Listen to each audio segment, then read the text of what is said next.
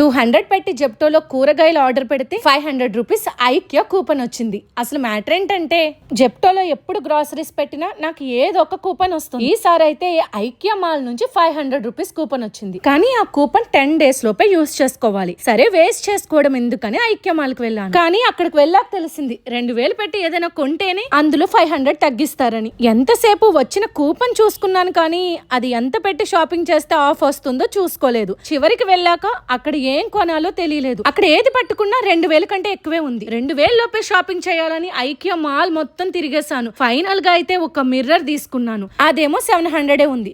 మిగతా షాపింగ్ ఏం చేయాలో అర్థం కాలేదు. అయినా అవసరం ఉన్నప్పుడు షాపింగ్ చేసి 500 తగ్గితే హ్యాపీనే, కానీ 500 తగ్గుతుందని 2000 పెట్టి షాపింగ్ చేసేదాన్ని నేనేనేమో. ఫైనల్ గా ఎలా అయితేనే 2000 షాపింగ్ చేసి 1500 కట్టేసి వచ్చేసా. మీలో ఎవరికైనా ఇలాంటి కూపన్ వస్తే మీరేం చేస్తారు? కమెంట్ లో మెన్షన్ చేయండి.